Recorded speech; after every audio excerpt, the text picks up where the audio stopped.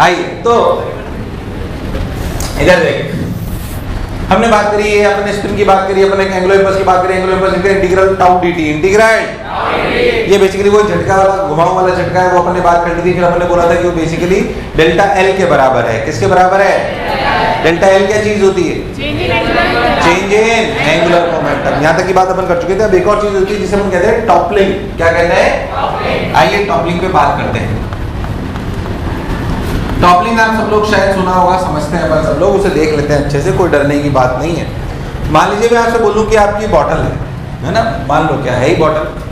अगर अपन बहुत ध्यान से देखें तो बेसिकली मान लीजिए मैं इस बॉटल पे फोर्स लगाऊंगा, क्या चल रही है? चल नहीं चल रही? वही उंगली, वही मैं, वही फोर्स, वही सब कुछ, वही वैसे ही डायरेक्शन, सब कुछ वही, मैग्नीट्यूड भी वही, चली घूमी। तो क्या बॉडी टॉपल, मतलब क्या बॉडी घूम भी सकती है? बॉडी ऐसा नहीं तुम टॉपलिंग पढ़ नहीं चुके, तुम टॉपलिंग पढ़ चुके हो। Rolling is a continuous toppling. अरे यार, रोलिंग इज अ, तुम्हें नहीं आया? रोलिंग इज अ, पर वो अलग, क्योंकि वो कंटिन्यूस होती रहती है इसलिए रोलिंग के नाम से जान लेते हैं। किस नाम से जान लेते हैं? ऐसा नहीं आप पढ़ नहीं चुके, पढ़ने से समझे। अच्छा होता क्या है वास्तविकता में, थोड़ा बहुत बैक एंड पे चलते हैं। वहां पे हमने देखो एक बात पढ़ी थी कि अगर कोई भी ब्लॉक हो, मान लीजिए हमने बोला कि कोई भी ब्लॉक हो, अगर हमने जो पढ़ा था उसमें क्या था कि अगर इसमें कोई भी फोर्स लगे तो यहाँ पे जो फ्रिक्शन है वो चाहता है कि साथ रहे। अरे बेकार रेस्पॉन्स। वो फ्रिक्शन चाहता है कि ये कौन साथ रहे? ब्लॉक और सरफेस। वो हर प्रेमी को, इन दोनों प्रेमियों को साथ रखना चाहता है। वो कहता है चलो तो साथ साथ, रुको तो साथ साथ, मरो तो साथ साथ, वो सब कुछ साथ साथ करना चाहता है। फ्रिक्शन इतना अच्छा आदमी होता है। वास्तविकता में फ्रिक्शन किसका बेटा था? उसका दूसरा बेटा कौन था? असलियत में चाहत कांटेक्ट फोर्स की है। असलियत में चाहत, साथ रहने की चाहत है किसकी? उसका बेटा एक कौन था? फ्रिक्शन। उसको तो हमने पढ़ लिया, उसको तो हमने, पर ये चाहत कभी कभी ऐसा होता है कि फ्रिक्शन पूरी नहीं कर पाता, तो इसकी चाहत साथ रखने की कौन करता है? नॉर्मल। क्योंकि वो भी तो उसका बेटा है। एक बेटा नहीं संभाल पाता तो दूसरा संभालता है। दूसरा कौन? अभी जब हमें फ्रिक्शन की जरूरत पड़ी थी हमने फ्रिक्शन के बारे में बात करी थी, पर वास्तविकता में दोनों प्रेमियों को साथ रखने वाला ओरिजिन कौन है? Contact force. और उसी के दो बेटे हैं फ्रिक्शन और, friction is the force which is along the surface, which is, but अगर रिक्वायरमेंट परपेंडिकुलर की हुई तो फ्रिक्शन के लिए कुछ भी कर पाना पॉसिबल नहीं है। जैसे मान लीजिए मैं आपसे बोलूं एक सिंपल सी बात, मान लीजिए मैं आपसे बोलूं कि मैंने यहाँ पे फोर्स लगाया, मान लीजिए मैं आपसे बोलूं कि मैंने यहाँ पे फोर्स लगाया h हाइट पे। कितनी हाइट पे? मान लीजिए अपन जनरलाइज केस ले लेते हैं, मान लीजिए अपन ऐसे f फोर्स लगाया h हाइट पे। अगर तो बहुत ध्यान दें, मान लीजिए क्यूब ले लेते हैं। क्या ले लेते हैं? क्यूब। अगर अपन क्यूब ले लेते हैं जिसकी साइड a है, क्या है? a। क्या सेंटर ऑफ मास यहाँ लग रहा है? mg। अच्छा मैंने बोला कि जो फोर्स लगाया ना, ये जो मान लीजिए मैं जैसे बोलूं कि force is less than mu mg। अगर फोर्स म्यू mg से कम है, फोर्स म्यू mg से कम है, चलेगा नहीं चलेगा? चलेगा नहीं चलेगा? चलेगा ही, कोई दिक्कत नहीं। ठीक है भाई साहब, यानी कि फ्रिक्शन कहाँ लगा? पीछे। क्या फ्रिक्शन की वैल्यू भी म्यू mg की है? सब लोग बोलेंगे, क्योंकि स्टैटिक है काइनेटिक। ठीक भाई साहब, तो हमने तो जो अभी तक पढ़ा था उसके हिसाब से लिख दिया F equals to mu mg, यानी कि म्यू mg तो हो नहीं सकता, यानी कि F, क्योंकि स्टैटिक लग रहा है और चलेगा नहीं, कोई दिक्कत नहीं भाई साहब। पर जब हमने ध्यान से देखा अगर पर्टिकुलर ऐसी सिचुएशन हो जाए तो ध्यान से सेंटर मास का mg का टॉर्क, सेंटर मास का mg का टॉर्क, इस F का टॉर्क, सेंटर के अराउंड क्या ऐसे घुमा है? फ्रिक्शन कैसे घुमा है? खुद बोल, मेरी बात बहुत ध्यान सुन कि अगर आपने सेंटर के अबाउट देखे तो mg का टॉर्क कितना? इस F का टॉर्क किधर? मैं कह रहा हूँ h समझने के लिए आप सेंटर से ऊपर ले लो, कंफ्यूज मत हो, ये h ले लो। अब बोलो F का टॉर्क कितना? क्या F सबको समझ आया? कितना? क्योंकि वास्तविकता में जब टॉर्क कैसे लिखते हैं पर कि h r परपेंडिकुलर हो जाए तो सेंटर ऑफ मास के अबाउट क्या FH का टॉर्क अंदर है? फ्रिक्शन का टॉर्क क्या सवाल है? फ्रिक्शन का टॉर्क, फ्रिक्शन का टॉर्क। ओ तो क्या सेंटर मास के अबाउट ऐसे घूम जाना चाहिए? पर साला हम जनरली देखते हैं चल घूमता नहीं है, पर हम जनरली देखते हैं कि घूमता नहीं है। ऐसे तो घूम जाता, हमारे पिछले सारे सवालों में घूम जाना चाहिए था। क्योंकि सारे फोर्स हम सेंटर से पास कराएं ये जरूरी नहीं है। और मैं तो कह रहा हूँ सेंटर से भी अगर आप इस फोर्स को पास करा लेते तब भी क्या फ्रिक्शन का टॉर्क आता? अरे अगर आप इस फोर्स को सेंटर से भी पास करा लेते तो फ्रिक्शन का टॉर्क आता कि नहीं आता? यानी कि भाई साहब ये तो बहुत गड़बड़ वाली बात है। अब सोच के देखो तो भाई साहब इसे कौन संभाल सकता है? अच्छा हम ध्यान से देखें तो हमने नॉर्मल यहाँ लगा रहे हैं, नॉर्मल ने बोला भाई साहब इसको और कोई नहीं बचा सकता।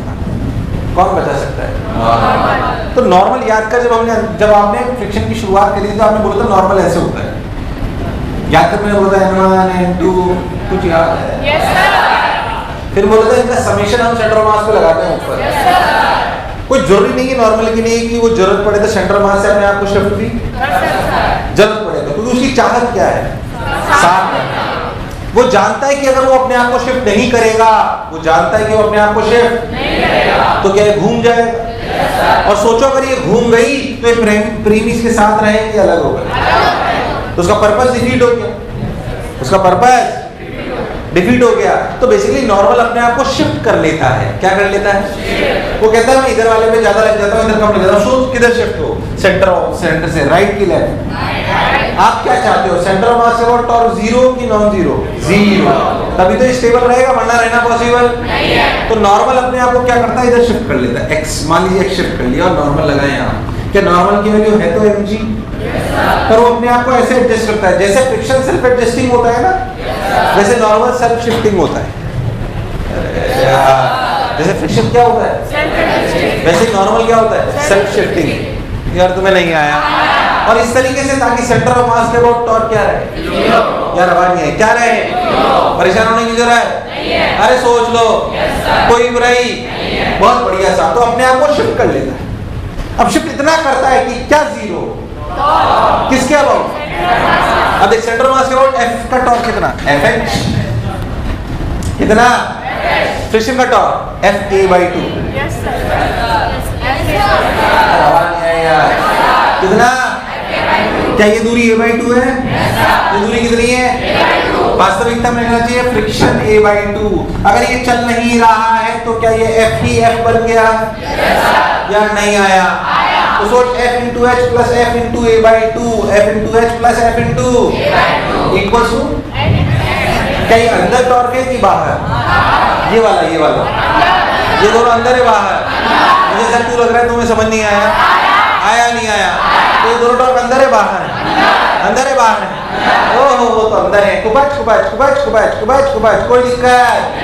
दोनों अंदर है। अगर अंदर है तो फिर क्या करें? दोनों अंदर है, क्या बाहर वाले के बराबर होना? बाहर वाला किसका टॉर्क है? n का। कितना? क्या nx? अरे कितना nx। अगर इस पर्टिकुलर सिचुएशन को डील करें तो आएगा f h plus a by 2 equals to nx। n की वैल्यू कितनी? mg into x। क्या x की वैल्यू आई? f by mg into h plus a by 2। अब ध्यान से समझना आप जो मैं कह रहा हूं, ध्यान से समझना जो मैं कह रहा हूं। इतना x होना चाहिए, इतना x होना चाहिए। मुझे लगा नहीं तुम्हें आया। x मैक्सिमम हो कितना सकता है? यार कुछ भी मान लीजिए कि x की वैल्यू आ गई जो a by 2 से बड़ी है। क्या नॉर्मल हवा में लग सकता है? x की मैक्सिमम वैल्यू क्या हो सकती है? कितनी हो सकती है? तो भाई साहब अगर ये x की वैल्यू a by 2 से ज्यादा आ जाए तो क्या टॉपल करेगा? yes, और कम आए तो नहीं करेगा। अगर हम चाहते हैं कि ये ना घूमे, for no toppling this should be less than equal to, this is the condition of no toppling. This is the condition of no toppling. मुझे लगा नहीं तुम्हें आया। अरे आया नहीं आया? This is the condition of no toppling. ये होगा तभी ये नहीं घूमेगा, पर अगर ये नहीं हुआ तो ये घूमेगा। मुझे लगा नहीं तुम्हें आया। आया नहीं आया? मैं आपको और थोड़े से सजे शब्दों में बताता हूँ। फील आई तो और बोलूं कि समझ आया? सवाल कराऊंगा, क्लैरिटी आएगी? बोलो चमका है? उतारी मेरे लाल, मेरे पीले, मेरे नीले, मेरे रेनबो।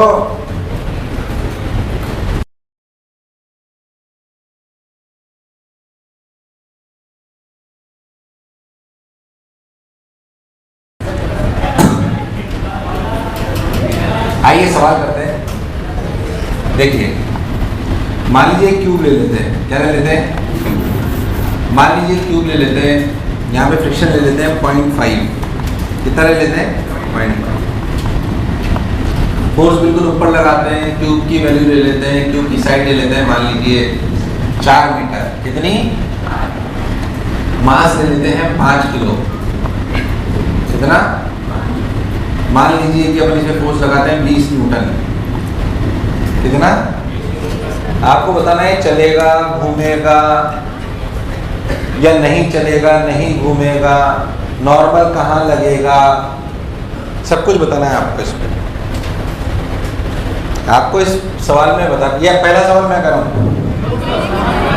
ट्राई करो, चलो पहले ट्राई करो तुम लोग ना।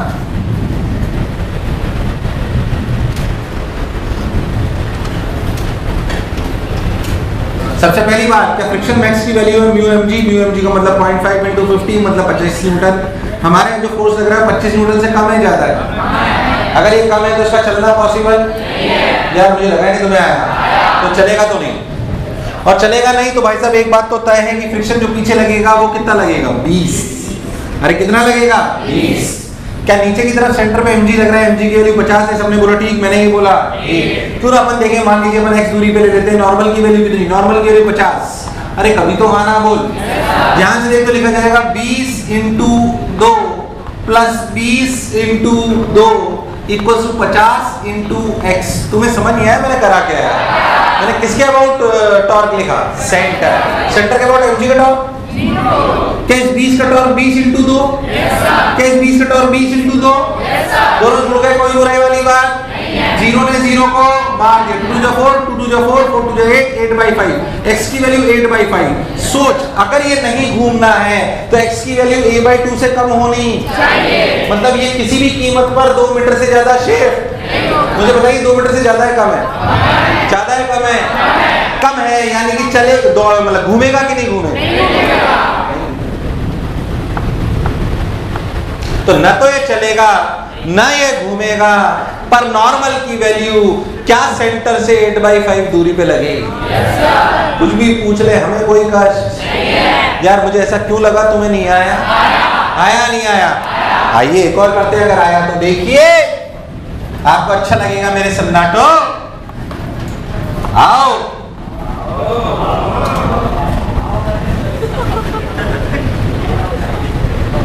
मैं ना भूलूंगा,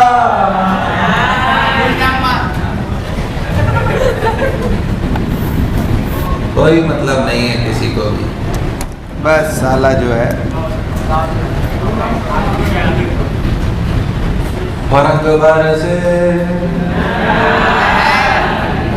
बरसे भीगे चुनर वाली, रंग बरसे।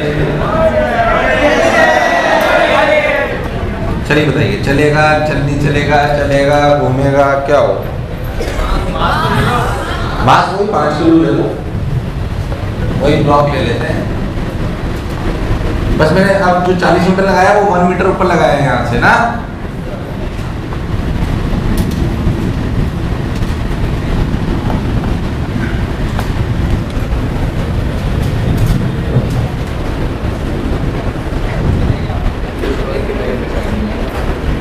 बोलो भाई, चलेगा नहीं चलेगा, डरना मत, इन सवालों से ढंग से करोगे तो कोई दिक्कत नहीं आएगी। बोलो फ्रिक्शन कितना, फ्रिक्शन मैक्स कितना 25, फोर्स कितना लग रहा है 40, तो चलना तय है, और फ्रिक्शन कौन सा लगेगा 40 लगेगा 25 लगेगा, 25 चलना तो तय है, इसमें कोई शक वाली बात, अरे पर हो सकता है कि चल तो रहा हो पर घूम नहीं रहा हो, चल तो रहा हो पर चेक कर लेते हैं, सेंटर के अबाउट जो mg है वो तो अपना 50 है, नॉर्मल को इधर अपन शिफ्ट कर लेते हैं x, अगर हम बहुत ध्यान से देखें तो हमें समझ में आता है 40 का टॉर्क लगेगा अंदर की तरफ, 40 इंटू 1, 25 का लगेगा 25 into 2, that should be equal to mg, यानी कि 50 इंटू x, नहीं आया, 50 90 90 90 9/5, अरे x की वैल्यू कितनी 9/5, 9/5 क्या 2 मीटर से कम है, 9/5 2 मीटर से, अगर ये 2 मीटर से कम है तो चलेगा, घूमेगा कि नहीं घूमेगा, तो ये बॉडी चलेगी तो सही पर घूमेगी, या नहीं आया, ये बॉडी चलेगी तो सही पर नहीं आया, नहीं आया, अरे आया नहीं आया, अरे पक्की बात, अरे गारंटी, अरे सोच लो, ओ लो एक और लो।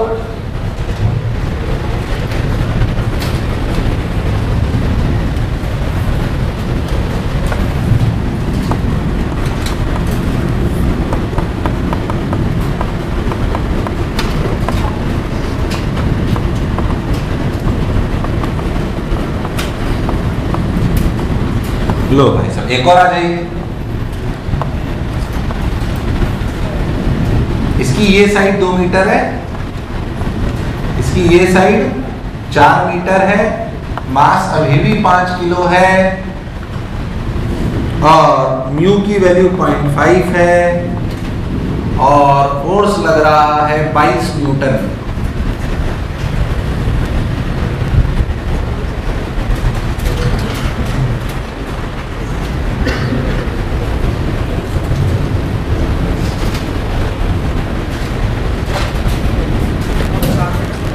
फोर्स बिल्कुल टॉप पे 4 मीटर पे।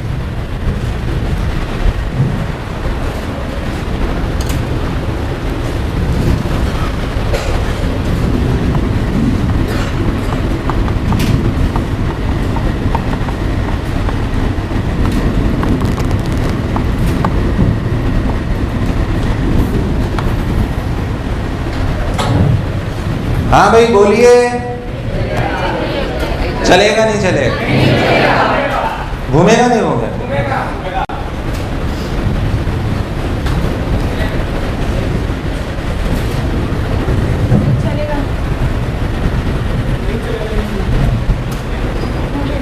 यार बोलो भाई, डरो मत, बोलो।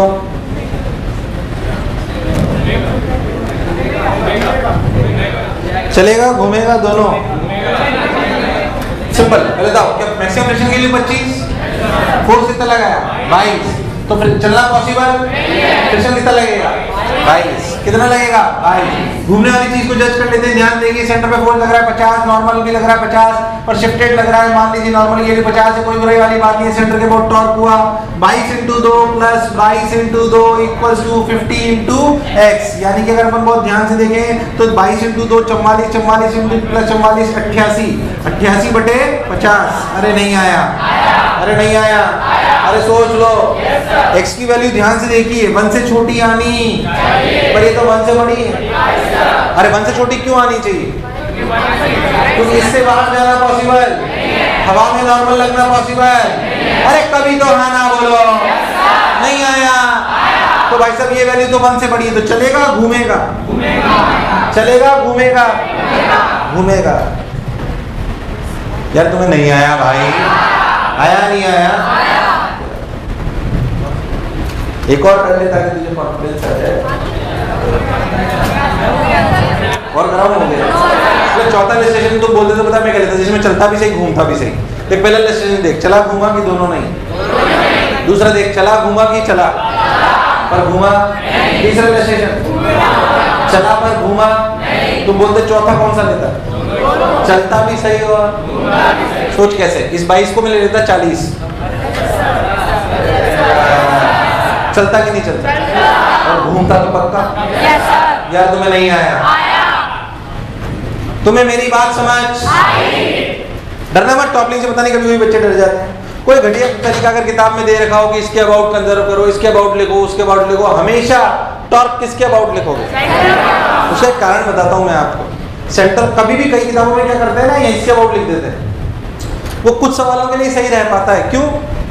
मतलब सही तो हमेशा कर सकते हो, पर वास्तविक में सेंटर पर बैठने का फायदा ये है कि अगर बॉडी चल भी रही हो तो हो सकता है सूडो का टॉर्क आए, पर अगर सेंटर पे टॉर्क लिख रहे हो तो सूडो का लफड़ा।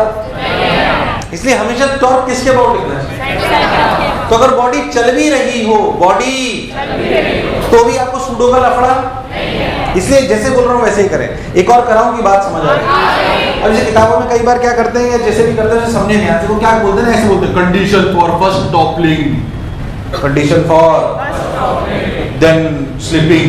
कैसे, उसका मतलब क्या है समझे। मान लीजिए आपको कोई भी क्यूब है, साइड वाइड जो भी आपको लेनी है ले लो। मान लीजिए मैं आपसे बोल रहा हूँ सेंटर से अपन ने h हाइट ऊपर ले लिया, कितना ले लिया? मान लीजिए आपका f है, क्या है ये? और ये साइड आपकी ए है, जो भी आप लेनी है ले लो, क्यूब है, ऐसा समझे आप।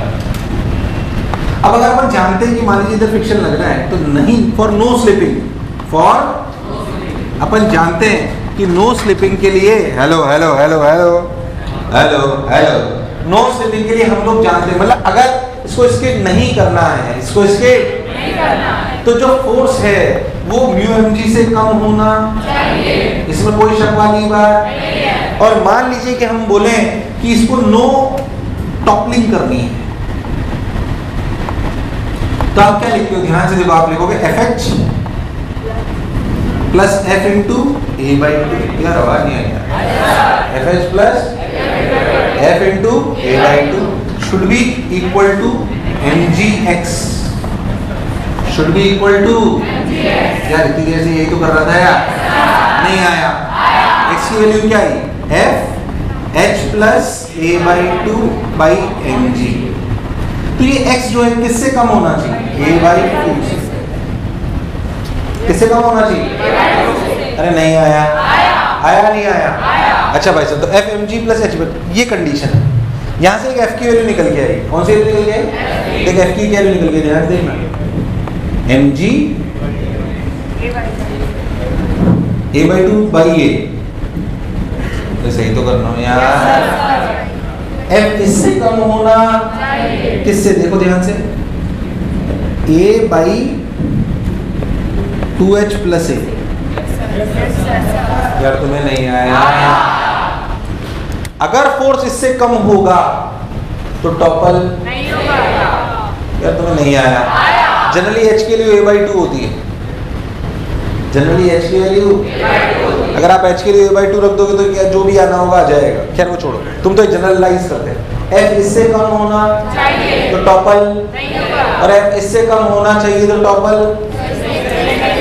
बोलो जैसे अब एक बात समझना, मान लीजिए कि म्यू, कोई डेटा ऐसा है जिसमें म्यू एम जी की वैल्यू 20 न्यूटन है, कितनी है 20 न्यूटन, और कोई वैल्यू ऐसी है, ध्यान समझना अच्छे से, कोई वैल्यू ऐसी है जिसमें मान लीजिए ये वैल्यू आई किसी पर्टिकुलर सवाल में, ये डेटा की वैल्यू आई 20 न्यूटन, कितनी आई 20, और मान लो ये आई 30, अब सोच मैं धीरे धीरे फोर्स बढ़ाऊं तो बॉडी पहले चलेगी कि घूमेगी, फिर से मान लो किसी सवाल के डेटा में ये वैल्यू है 20, कितनी है, और ये है 30, तो जब मैं धीरे धीरे फोर्स बढ़ाऊंगा, मान लो ये वाला, तो पहले बॉडी चलेगी घूमेगी, चलेगी घूमेगी, तो आपसे ऐसा पूछा जाता है what is the condition of first slipping then toppling, तो आप लिखोगे this mu M G should be less than this, मेरी बात समझिए, अगर ये 20 न्यूटन है और ये 30 न्यूटन है, तो पहले चलोगे कि घूमोगे, जब मान लो किसी में डेटा ऐसा है कि ये 20 है ये 30 है,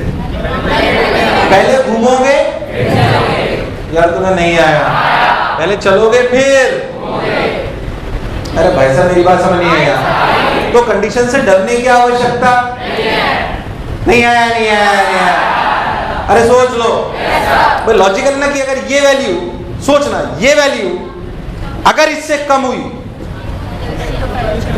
अगर ये वैल्यू इससे मतलब ये हुई 20, ये हुई 30, तो पहले चलोगे कि घूमोगे, तो आपसे पूछे इस सवाल में what is the condition of first slipping then toppling, तो mu M G should be less than this, यार तुम्हें नहीं आया, और मैं आपसे पूछे what is the condition of first toppling, तो क्या this should be less than this, तुम्हारे प्राण रखे, अरे नहीं उड़े या बच गए, अरे सोच लो, अरे गारंटीड, तो डरना मत, ऐसे कभी कभी वेरिएबल्स की टर्म्स में आता है, आपका लॉजिक क्लियर होना चाहिए, तो आप क्या लिखोगे, फर्स्ट, अगर कोई आपसे पूछे what is the condition, condition for first slipping,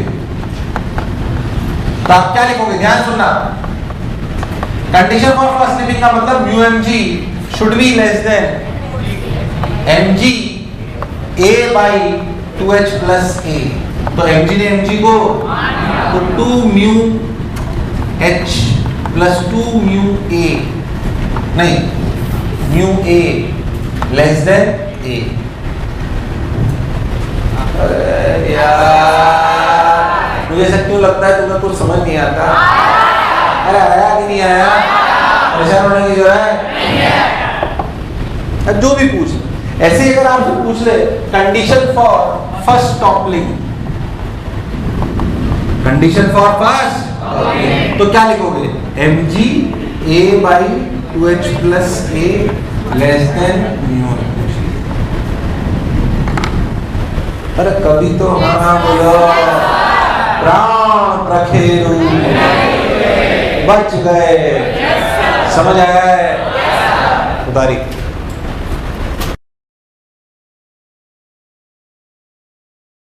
अब आप एक सवाल के थ्रू आपको समझाता हूँ, आपको क्लैरिटी आ जाएगी।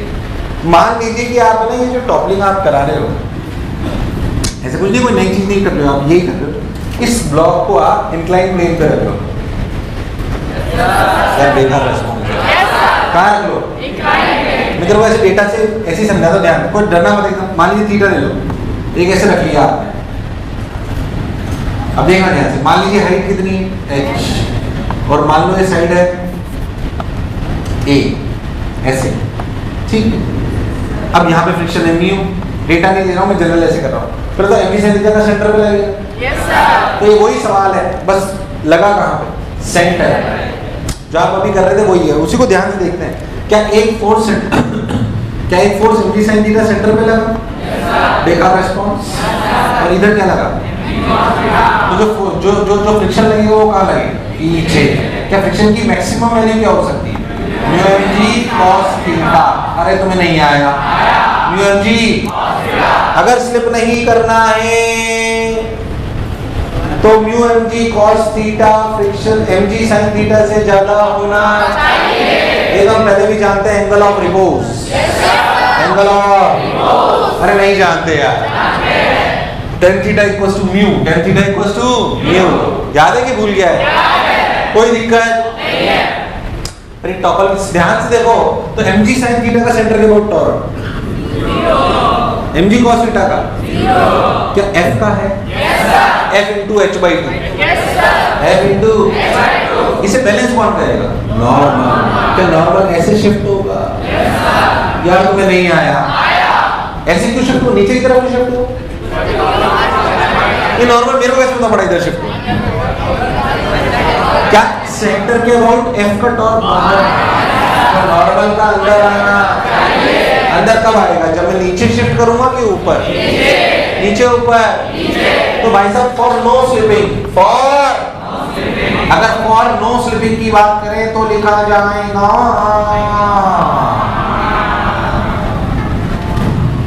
mg sin थीटा,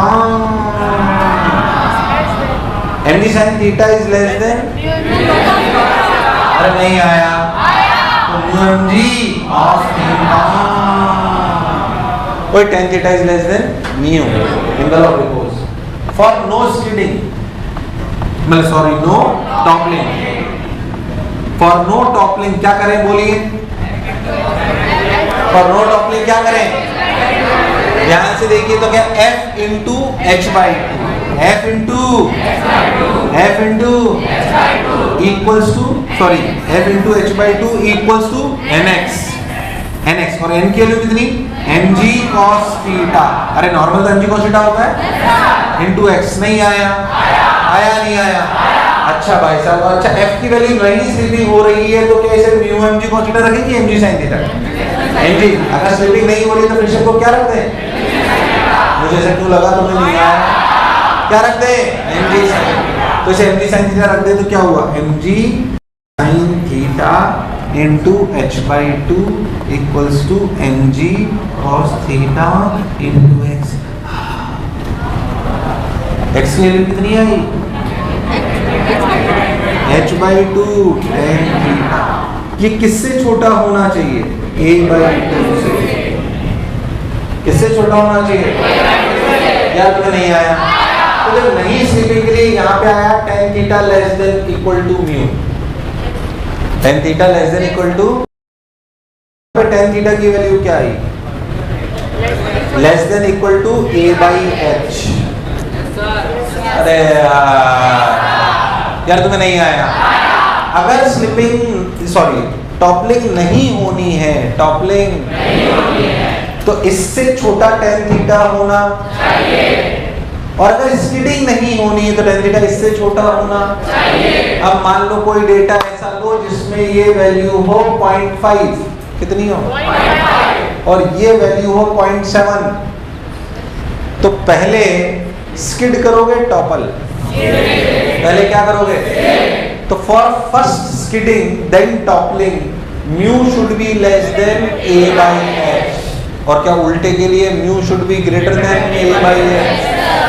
तुम्हारे प्राण रखेलू ऐसे सवाल कराऊं कि बात समझ आ गई? अगर इंक्लाइन प्लेन पे भी ब्लॉक को रख दोगे तो भी आपके लिए टॉपलिंग निकालना बड़ी बात नहीं है। क्या मैंने बहुत टफ पढ़ाया? समझ आया? आया नहीं आया? उतार।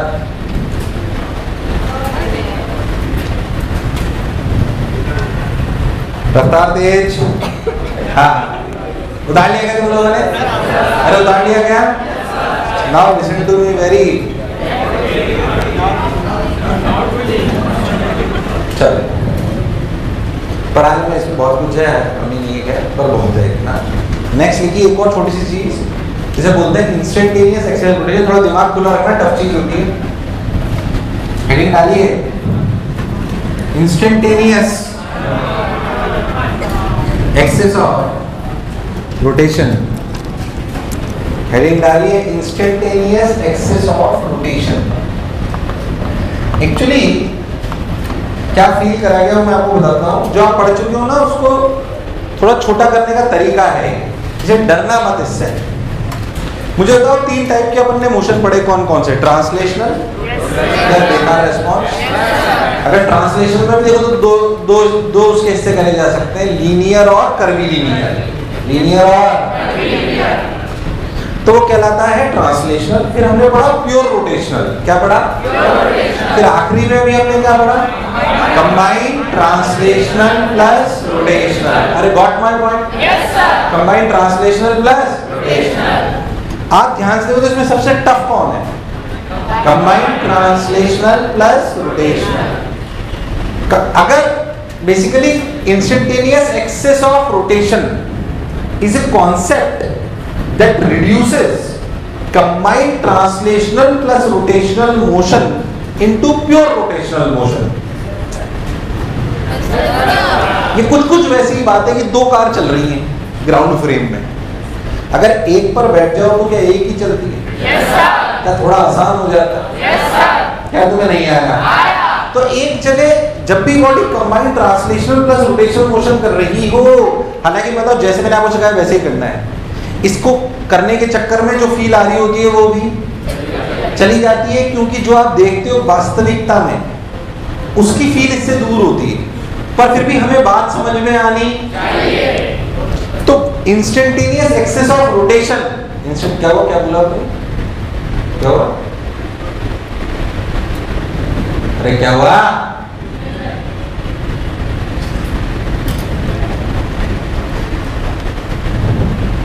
Instantaneous axis of rotation is a process in which you can convert a combined translational plus rotational motion into।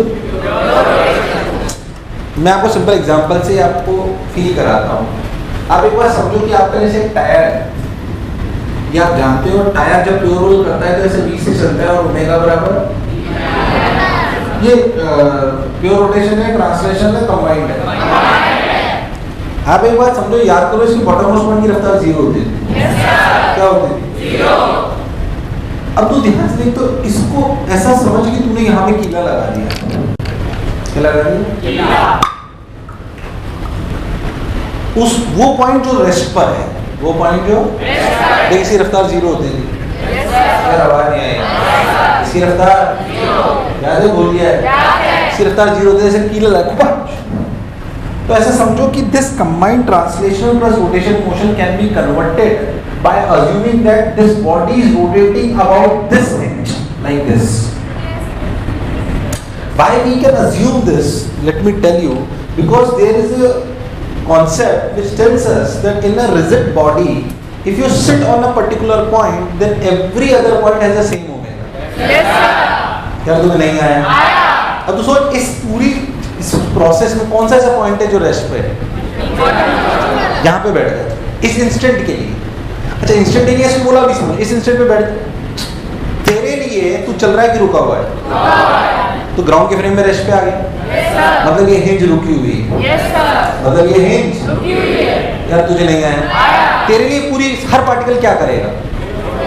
Circle करेगा, और तू खुद रुका हुआ है, तो प्योर रोटेशन में कन्वर्ट हो गया। यार तुम्हें नहीं आया, तो प्योर रोटेशन में बोलते से फील यानी सर ऐसे ये बॉडी को जमीन को खोद के ऐसे निकलेगी, ऐसा ज्यूम करना है, उससे आंसर सारे। यार तुम्हें नहीं आया क्योंकि वो कंसेप्चुअली सही है। हमने एक ऐसी एक्सिस ढूंढी, हमने जो ग्राउंड फ्रेम में रेस्ट पर है, जो तो उसके लिए बॉडी के सारे पार्टिकल सर्कल ही तो करें। तो प्योर रोटेशन में कन्वर्ट हो गया। किसमें कन्वर्ट हो गया? अब उससे फायदा क्या होता है? लेट मी टेल यू, देख ध्यान से। जैसे फायदा तो क्या, थोड़ा छोटा हो जाता है। देख याद कर, हमने लॉस की पड़ी थी।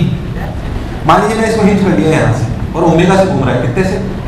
तो देखिए इस पॉइंट की रफ्तार क्या होगी? ओमेगा इंटू 2r, ये दूरी 2r, ओमेगा इंटू यार ओमेगा की वैल्यू कितनी है? v by 2v। याद है 2v आता था, याद है 2v आता था, एक छोटा हो गया। फिर वो 2 बार लिखने की आवश्यकता नहीं है। देख यहाँ से लेकर यहाँ तक की दूरी √2r, अरे कितना? तो क्या रफ्तार होगी? √2r omega. क्या r ओमेगा इज v?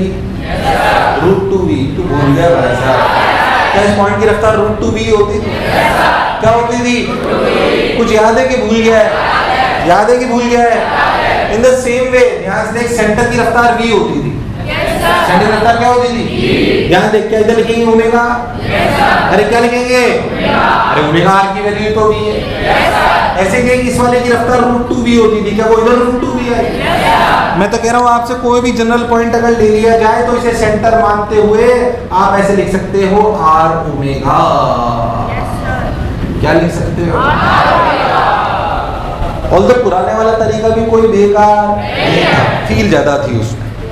ये थोड़ा छोटा जरूर है, ये थोड़ा, इसलिए इसके लिए पागल नहीं होना है, करना वो ये जो मैंने सिखाया। अगर ये फील इससे ज्यादा आती होती तो मैं आपको पहले सिखा देता है, पर इसमें फील कम आती है। पर हमें बात समझ आनी चाहिए, इसलिए अगर कोई इंस्टेंटेनियस एक्सिस ऑफ रोटेशन बोले तो आपको डरने की जरूरत नहीं है। पहले बताओ, क्या it is a axis of rotation from where we can consider a body which is performing combined translational plus rotation motion into pure rotation.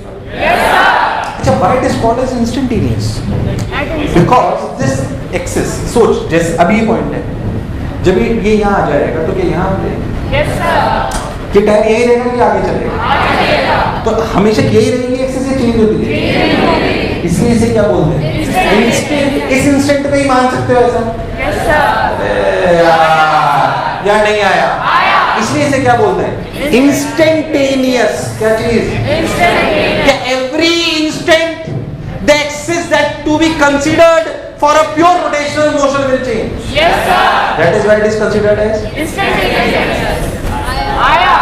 मैंने तुम्हारे प्राण नहीं बोलो चमका? Yes sir. इसे बोलते हैं instantaneous axis of rotation. बोलो instantaneous क्यों बोलते हैं? बोलो clear? Yes sir. Because it is changing with time. It is changing with time. But for that particular time, that axis, about that axis, we can consider body is performing pure rotational motion. Yes sir. क्या purpose of IAOR समझ आया? Yes sir. IAOR क्या है? It is an axis for that instant about which we can consider a body in a pure rotational motion. Although it is performing combined translational plus rotational. कुछ feel I? Yes sir. ये प्राण रखिए दूँ? अरे सोच लो। Yes sir. जो मैंने feel कराया उसे लिखो अपने शब्दों में कि what do you mean by IAOR। ऐसे लिखना मैं बताता हूँ, पहले एक बार सुनो मैं क्या लिखवाना चाहता हूँ तुमसे, फिर खुद के शब्दों में लिखना। जब भी कोई body combined translation plus rotation motion करती है तो कहीं ना कहीं एक एक्सिस ऐसी होती है जिसके अबाउट हम बॉडी को प्योर रोटेशन मोशन, क्योंकि ये एक्सिस समय के साथ चेंज होती रहती है इसलिए इसे बोलते हैं इंस्टेंटेनियस। यार तुम्हें नहीं आया?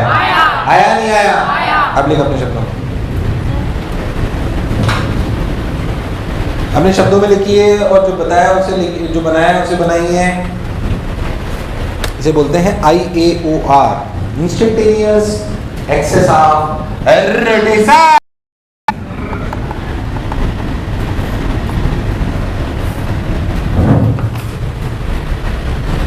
अब एक्चुअली एक बात समझें, इसमें मेन पहले तो ये समझ आया कि IAOR करता क्या है? क्या डल रेस्पॉन्स है? क्या IAOR gives us the convenience to convert combined translational plus rotational motion into यार तुम्हें नहीं आया? हमें किस बात की सहूलियत IAOR देता है? हमें वो इस बात की सहूलियत देता है कि हम combined translational plus rotational motion को किस में कन्वर्ट कर सकते हैं? प्योर रोटेशन में। किस में? और हमें ऐसा लगता है कि combined translation plus rotational motion से प्योर रोटेशनल मोशन आसान होता है। हालांकि वो भी अगर समझ में आ जाए तो कोई खास बात नहीं है। हमें पता था कि जब बॉडी प्योर रोटेशनल मोशन करती है तो उसके बॉटम मोस्ट पॉइंट की रफ्तार 0 होती है। जब भी body combined translation plus rotation motion करेगी तो क्या वो हमेशा प्योर रोलिंग करेगी?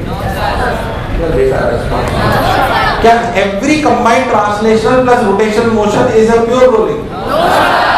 बल्कि ये तो बहुत स्पेशल केस है। ये तो बहुत तो अगर मान लो कोई भी बॉडी है, मान लो कोई भी जो चल रही है और घूम रही है और उसकी हमें IAOR निकालनी। सबसे पहली बात क्या है? IAOR निकालना आना चाहिए। अरे IAOR है कहां? नहीं आया। फिर से बताओ, इंस्टेंटेनियस क्यों बोलते हैं? क्या वो हर इंस्टेंट पे चेंज होती रहती? जिस इंस्टेंट पे बात करनी हो उसकी अलग क्या IAOR आएगी और उसके about body pure translation plus rotation motion करेगी। तो बेसिकली अब हम कर रहे हैं basically position of IAOR। Position of इसके 3 केस होते हैं, ध्यान से समझें कैसे। मान लो पहला केस हम क्या चाहो तो हेडिंग डाल लो, लिखो finding of position of IAOR। Finding of position of IAOR। उसका पहला केस, मान लीजिए कोई बॉडी चल भी रही है और घूम भी रही है ऐसे। मान लीजिए ऐसे, तुझे पता है BC किसका? और ये घूम रही है ऐसे ओमेगा से, ऐसे घूम रही है ओमेगा से। अब तुझे एक बात समझ में आती है कि भाई साहब अगर कोई बॉडी चल रही है और घूम रही है, सेंटर मास रफ्तार दे रही है, ये 2 चीजें तेरे को दे रखी है, BC और ओमेगा। अब तुझे इसका IAOR निकालना है। तो IAOR वो वाली जगह होती है जिसकी रफ्तार क्या होती है? क्या होती है? 0। तो वो सोच, एक बात और सोच, जैसे अभी तुमने सीखा ना उसको समझना अच्छे से, जो भी आपने सीखा वहां से फील आएगी तुम्हें। मान लीजिए तुझे B पता है, तुझे और ये ओमेगा पता है, जो हमने पढ़ा उससे मैं इसको निकालने का प्रयास करूंगा। तुझे मान लेंगे भी नहीं पता कि यहाँ से आएगा, पर तुझे एक बात पता है कि जो भी पॉइंट है जिसकी रफ्तार पता है उसके अगर एक परपेंडिकुलर लाइन डालो, इसी परपेंडिकुलर लाइन पे IAOR होनी चाहिए। सोचो क्यों? अगर मुझे कोई भी एक पॉइंट की रफ्तार पता है तो उसी लाइन पर IAOR होनी चाहिए। क्यों? इसलिए क्योंकि IAOR जब अगर मैं जिस पॉइंट से इसको प्योर रोटेशन मोशन मानूंगा उसके हिसाब से इसकी ये रफ्तार आएगी, तो वो रफ्तार इस लाइन के परपेंडिकुलर होनी चाहिए। अरे R ओमेगा लिखते हो ना रफ्तार, तो R तो V के परपेंडिकुलर होगा। ये तो नहीं है। अगर कोई भी बॉडी प्योर रोटेशन कर रही है तो V और R में कितना एंगल होगा? 90। यार तुम्हें नहीं आया? अगर कोई भी बॉडी प्योर रोटेशन मोशन करे, क्या करे? Pure rotation motion. Pure rotation motion अगर कोई भी बॉडी करे तो वास्तविकता में क्या कोई भी बॉडी मान लो इसके अबाउट वो प्योर रोटेशन कर रही है, तो क्या इससे इस पॉइंट की दूरी पक्का इससे परपेंडिकुलर होगी? यार तुम्हें नहीं आया? अगर तुझे ये पता है तो तुझे ये पता है कि इसी लाइन पे सेंटर होना चाहिए, जिसे अपन तो अगर मुझे इस बॉडी की इसकी रफ्तार पता है तो मुझे ये पता है कि इसी लाइन पे IAOR होना चाहिए। मन में बैठा कि नहीं बैठा? मुझे ऐसा क्यों लगा मैं बहुत टफ पढ़ा रहा हूँ? क्योंकि नहीं पढ़ाऊँ तो भी चल जाएगा। पढ़ाऊंगी रहने तो मैं देख के हाँ तो बोला है ना। तो रोटेशन के सवाल अगर बदल चुका तो सब हो गया हो, थोड़ा एक अलग अच्छा तरीका बताने का प्रयास कर रहे हो। तो ऐसे भाई साहब अब तो इसलिए बता पड़ेगा।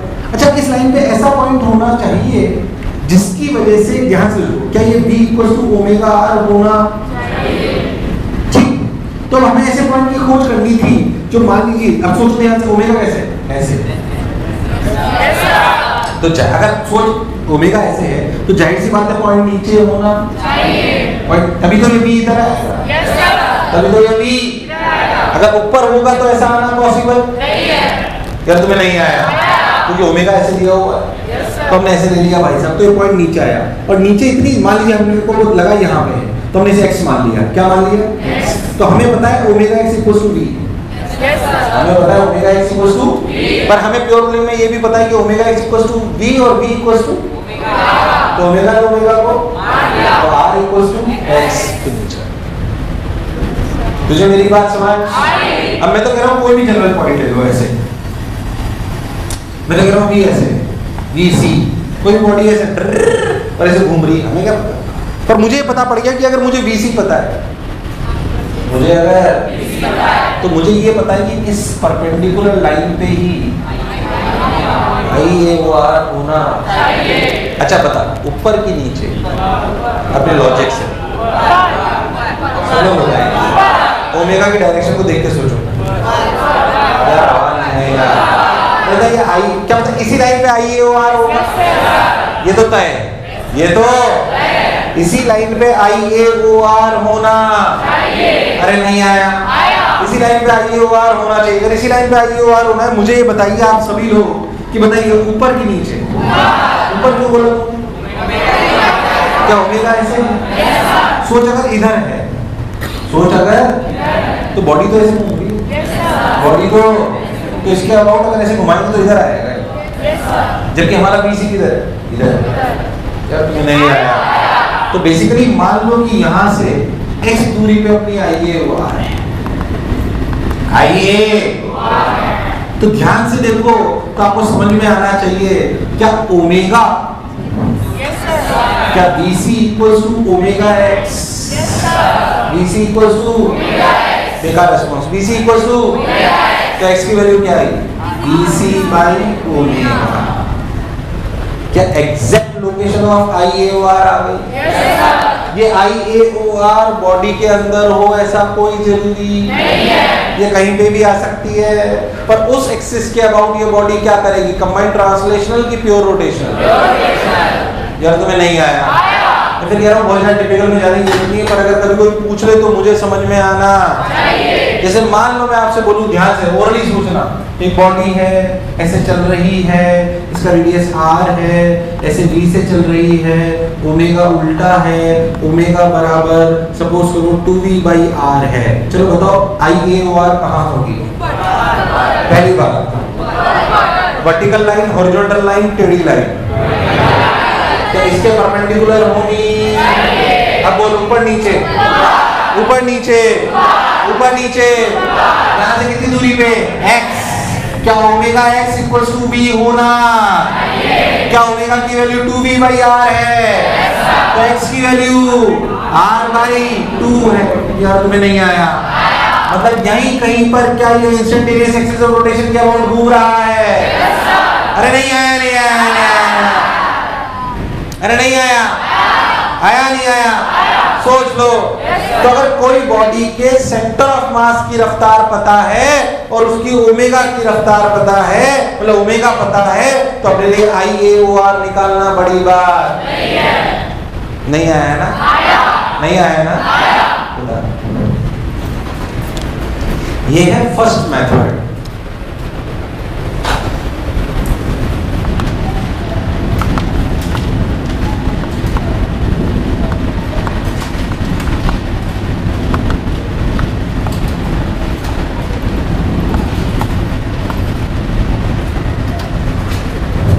ध्यान से मान लो, उतार लिया क्या? अरे उतार लिया क्या? अरे उतार लिया क्या? अरे उतार लिया क्या? उतार लिया क्या?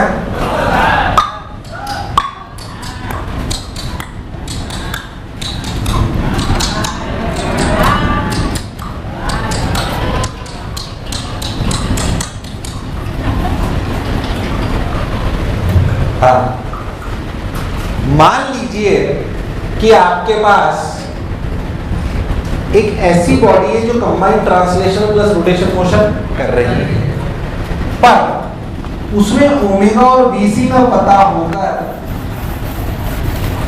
आपको उसके किसी भी 2 पॉइंट की रफ्तार पता है, बेकार प्रश्न। आपको क्या पता है? उसके 2 पॉइंट की रफ्तार। कोई जैसे मान लीजिए एक पता है कि ये वाला पॉइंट इधर जा रहा है V1 से, कितने से? और बोला गया ये वाला पॉइंट जा रहा है इधर V2 से। तो आपको ये बात बस ये 2 पॉइंट की रफ्तार पता, कुछ नहीं पता, तो बहुत आसान। एक्सेस ऑफ रोटेशन होगी क्या V1 लाइन के परपेंडिकुलर पे होगी? पर ये बात V2 के लिए भी तो लागू होती है। किसलिए लागू होती है? V2 के लिए, तो V2 के लिए भी बना। जहां ये दोनों, वो ही क्या कहलाएगा? खत्म। जब तुम्हें नहीं आया, अगर 2 पॉइंट की रफ्तार पता है तो दोनों को क्या लाइन ड्रॉ करो कि जहां वो इंटरसेक्ट, क्योंकि इस वाली लाइन पे IAOR होना चाहिए, इस पे भी होना चाहिए, तो जो इंटरसेक्शन होगा वही तो देख, मैं तेरे को फील भी कराता हूँ थोड़ी सी देर से। जब आपकी बॉडी प्योर रोल करती है तो सोच इस पॉइंट की रफ्तार क्या होगी? 2v, और सोच इसकी क्या होगी? √2। देख, इससे परपेंडिकुलर ले, इससे भी परपेंडिकुलर ले, दोनों यही मिलेंगे। अरे तो मैं दूर दूर तक मेरी बात समझ, अरे आई कि नहीं आई? अरे आई कि नहीं आई? मैं इसको एक बार बढ़िया इलस्ट्रेशन बता दूं, मजा आएगा, सुन ले, इतना सुन लिया है, याद कर तूने, एक नहीं समझ आया? जैसे याद कर, अगर मान लीजिए तेरे को बोलूं तूने ये एनएलएम में पढ़ लिया कंस्ट्रेंट में, ध्यान सुन, ये टफ सवाल है जो करा रहा हूं, ध्यान सुनना अच्छे से। मान लीजिए रॉड है, यार एक रॉड को ऐसे छोड़ते थे तो ये पॉइंट कहाँ भागता था? याद है ये कहाँ भागता था? याद है V1 V2 में रिलेशन भी निकाल लेते थे कंस्ट्रेंट से, याद है? भूल गया? याद है V1 cos theta equals to V2 sin theta. तो ध्यान से देख, ये रॉड क्या कर रही है? ट्रांसलेशन रोटेशन दोनों। ध्यान से मान, हालांकि इसमें बात नहीं करी थी, ये रॉड जब ऐसे स्किड करेगी तो चलेगी, घूमेगी भी दोनों, ये दोनों काम कर रही है। अरे तुम्हें नहीं आया? आया नहीं आया? इसके combined translation plus rotation motion को ग्राउंड फ्रेम में इतनी आसानी से जज करना पॉसिबल नहीं है। पर तू ध्यान से देख, ये combined translation plus rotation motion करती है। क्या तेरे को 2 पॉइंट की रफ्तार पता है? V1 V2। बोल इसकी IAOR कहाँ होगी? बिल्कुल यही बोल, क्या ऐसे ले लें? क्या ये ऐसे ले लें? ये क्या कहलाएगा? इसके बाद बॉडी क्या करेगी? अरे क्या करेगी? अरे नहीं आया, अरे नहीं आया, आया नहीं आया,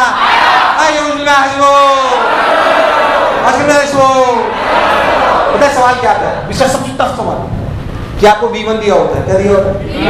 आपसे V2 पूछे, निकाल सकते हो? उसने V2 पूछा ही नहीं, उसने पूछा स्पीड ऑफ सेंटर। ध्यान सुना, उसने क्या पूछा? Speed of centre. अब बच्चा परेशान था, सोच IAOR से, क्या ये दूरी अगर L है, क्या सेंटर ऐसे है? क्या ये दूरी L/2? तो अगर ये सोच ओमेगा से घूम रहा है इसके अबाउट, तो क्या सेंटर की रफ्तार सिंपली ओमेगा L/2 है? जो शायद ऐसे, क्या तुम्हें नहीं आया?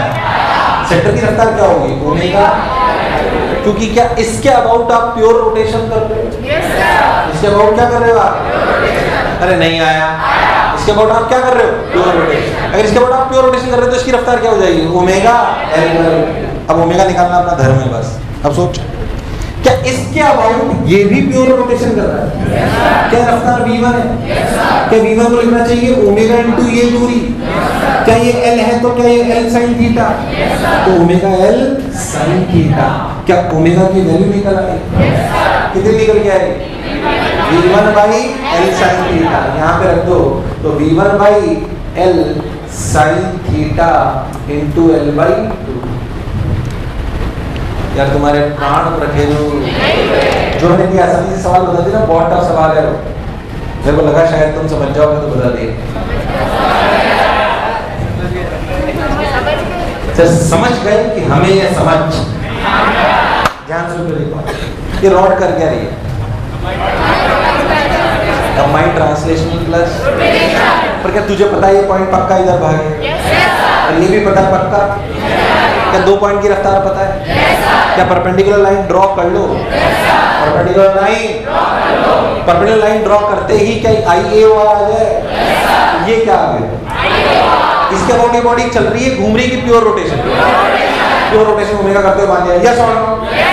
अब इसके अबाउट क्या ये भी प्योर रोटेशन ही था? और इसकी रफ्तार v1 पता थी, तो क्या मान सकते हैं ओमेगा इंटू ये दूरी इक्वल्स टू v1? अगर ये L है तो ये कितना है? तो लिखा गया v1 equals to omega L। अरे तुम्हें नहीं आया? आया नहीं आया? अरे सोच लो, कोई बुराई ये वो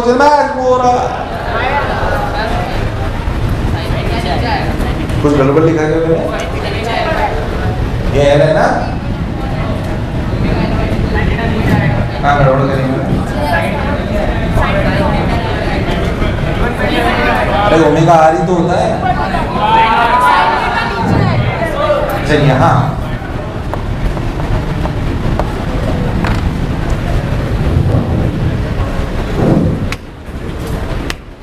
हाँ भाई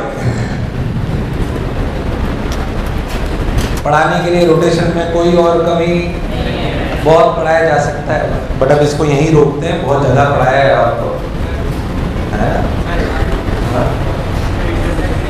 क्या कैसे करें? पैरेलल हो गया तो उसकी भी एक टेक्निक होती है, मत पूछ, चल बता देता हूँ तुझे, पूछ लिए तो इससे मेरे से अच्छा डाउट पूछा,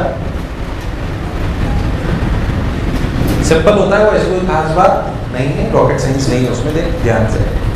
इससे मेरे से पूछो सर v1 v2 2 पॉइंट की रफ्तार बताओ और दोनों पैरेलल हो, मतलब ऐसे नहीं आया, ध्यान से। मान लीजिए दे रखो 10 और ये दे दे 5, बोले सर दोनों ऐसे दिए कि एक ही लाइन बन गई, दोनों ऐसे दिए कि, तो सब तो भी सवाल कर सकता है, सोच के देखो। अगर ये दिया हुआ तो तेरे को साथ में दूरी भी दी होगी, ये मैं तेरे को बता रहा हूँ, इन दोनों पॉइंट के बीच की दूरी भी दी होगी, मान लीजिए कुछ भी है d, तो सोच के देख क्या इसी लाइन पे आइए यार, इसी लाइन पे, तो सिंपली मान लीजिए यहाँ से x दूरी पर है, कितनी दूरी पर, तो सोच के देख क्या 5 हो गया ओमेगा x, 5 क्या हो गया, और 10 क्या हो गया ओमेगा x प्लस d। इन दोनों इक्वेशन में कितने वेरिएबल है? 2, कौन? ओमेगा और x। अरे कभी तो हाँ ना बोलो। तो अगर कभी 2 पॉइंट की वेलोसिटी पैरेलल या एंटी पैरेलल भी पता हो तब भी हम सवाल कर सकते हैं, कॉमन सेंस से आ जाता है, उसमें ऐसी कोई खास बात नहीं है। फिर मैं कह रहा हूँ आइए और में आपके लिए सवाल आने की ज़्यादा कोई बहुत चांसेस नहीं है, पर ठीक है, पढ़ाने में तो इसमें साइकिल मोटरसाइकिल बहुत सारी चीज़ें पढ़ा सकते हैं। अगर शीट में एक आध सवाल है तो मैं थोड़ा सा एक्सप्लेन करूँगा। वो साइकिल समझते हो? साइकिल कैसे चलती है? ऐसे। साइकिल कैसे चलती है? पेडल मारो सब चलेगी सर।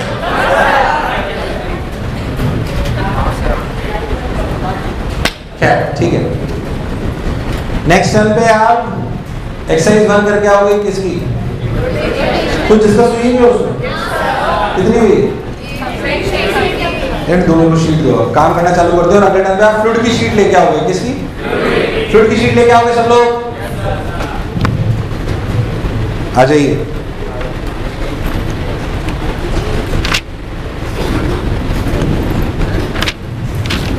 कर दो, सब कुछ सकते हो तुम लोग। एक्सरसाइज 1 में कहाँ तक डिस्कस हो गया? एक्सरसाइज 1 में कितने सवाल हैं?